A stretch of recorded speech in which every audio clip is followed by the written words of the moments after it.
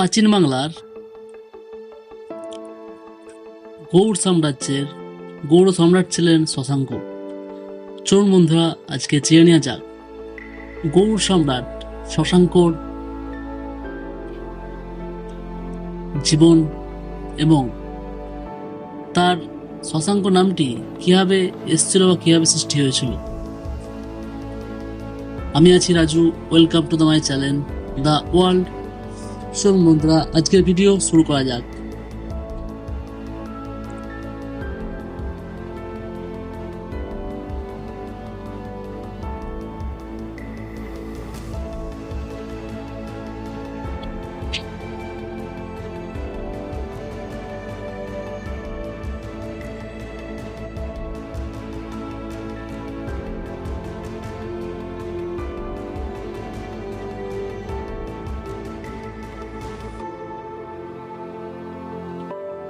মহাসব শশাঙ্ক ছিলেন প্রাচীন বাংলার গৌড় সাম্রাজ্যের সার্বভৌম রাজা।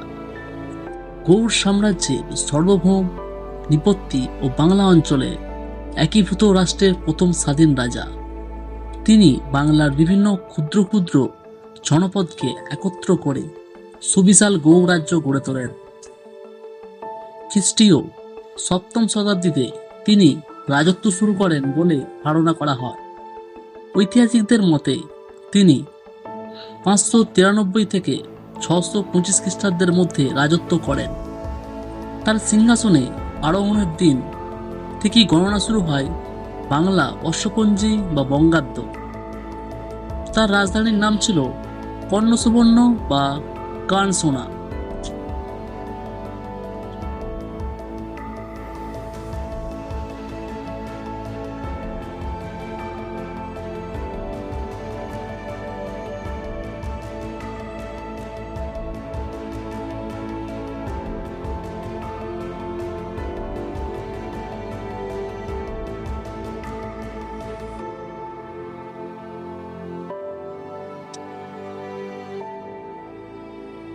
গৌড় সম্রাট শশাঙ্কের নামটি কিভাবে সৃষ্টি হয়েছিল এবং তার প্রাথমিক জীবন।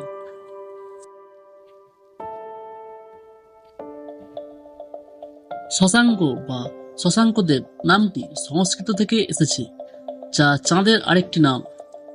শশাঙ্কদেব নামটি তাই চন্দ্র দেবতাকে প্রকাশ করে। হিন্দু দেবতা শিব শশাঙ্ক শেখর নামে পরিচিত, কারণ তিনি তার মাথায় চাঁদ ধারণ করে থাকেন।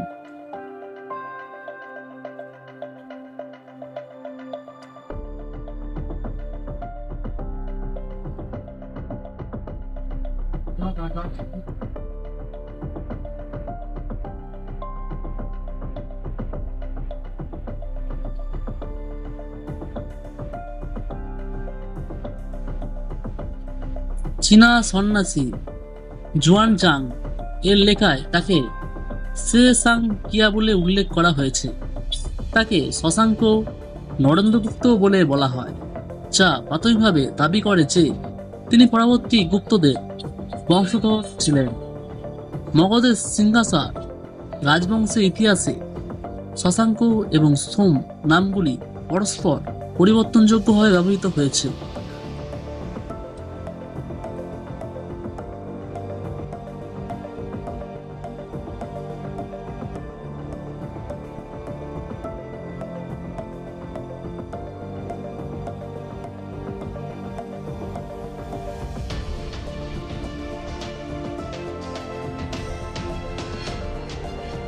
শশাঙ্কের প্রাথমিক জীবন সম্পর্কে অতি অল্প তথ্য জানা যায়। কথিত আছে যে তিনি একজন শৈব ব্রাহ্মণ ছিলেন। নগেন্দ্রনাথ বসু যুক্তি দেখিয়েছেন যে শশাঙ্ক ছিলেন রাজা কর্ণদেবের পুত্র বংশ, যিনি কর্ণসুবর্ণ শহর প্রতিষ্ঠা করেছিলেন।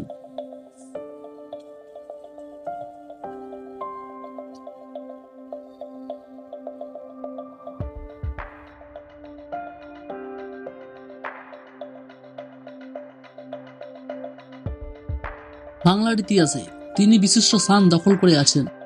শশাঙ্ক প্রথম বাঙালি সম্রাট ও প্রথম স্বাধীন বাঙালি নিপত্তি। তিনি মোটামুটিভাবে 590 থেকে 625 খ্রিস্টাব্দের মধ্যে রাজত্ব করেন। বলে ধারণা করা হয়। তার অষ্টম ও দশম রাজ্যাংশকে প্রকাশিত দুটি লিপি পাওয়া যায় মেদিনীপুর থেকে, এবং তারিখবিহীন অপর একটি লিপি খড়গপুরের নিকট এগড়া হতে আবিষ্কৃত হয়েছে। এছাড়া শশাঙ্কের অধীনস্থ গাঞ্জামে রাজা মাধব বর্মার তাম্রশাসন, হর্ষবর্ধনের বাঁশখেরা ও মধুবন তাম্রশাসন এবং কামরূপের রাজা ভাস্কর বর্মনের নিধানপুর তাম্রশাসন থেকে তার সম্পর্কে জানা যায়। শশাঙ্কের উৎকীর্ণ স্বর্ণ ও রৌপ্যমুদ্রাও পাওয়া গিয়েছে। গুপ্তদের পতন ও শশাঙ্কের উত্থানের মধ্যবর্তী সময়ে বাংলার বেশ কিছু স্বাধীন শাসকের উদ্ভব ঘটে। এদের অস্তিত্ব সম্পর্কে জানা যায় অল্প কিছু লিপি এবং মুদ্রা ভিত্তিতে। রোহতাসগড়ে প্রাপ্ত শিলের সাঁচে লিখিত শ্রী মহাসামন্ত শশাঙ্ক বানভট্টের সমসাময়িক সাহিত্য উপকরণ, চৈনিক পরিবাচক পিয়েনসাংয়ের বিবরণ এবং বৌদ্ধ গ্রন্থ আর্যমঞ্জুশ্রী প্রকল্প শশাঙ্কের ইতিহাসের গুরুত্বপূর্ণ উৎস। সিংহাসনে আরোহণের পরে তিনি বঙ্গাব্দ চালু করেন। বাংলা ক্যালেন্ডার তৈরির কৃতিত্ব শশাঙ্কের। বঙ্গাব্দ শব্দটি আকবর যুগের থেকে বহু শতাব্দী পুরনো দুটি শিব মন্দিরও পাওয়া যায়, যা থেকে জানা যায় যে আকবরের সময়ে অনেক আগে থেকেই বাংলা ক্যালেন্ডার বিদ্যমান ছিল।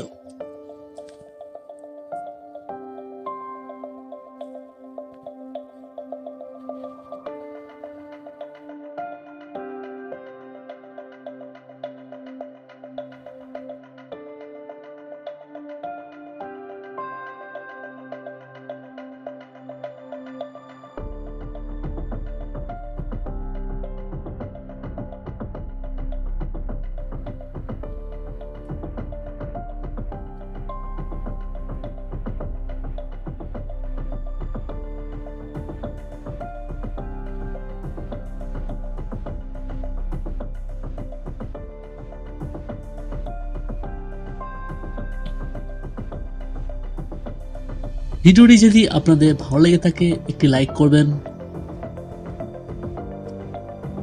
বন্ধুদেরকে শেয়ার করে ছড়িয়ে দেবেন।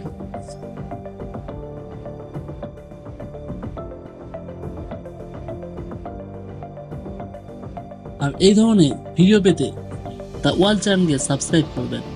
সাবস্ক্রাইব করে বেল নোটিফিকেশন অল করে রাখবেন।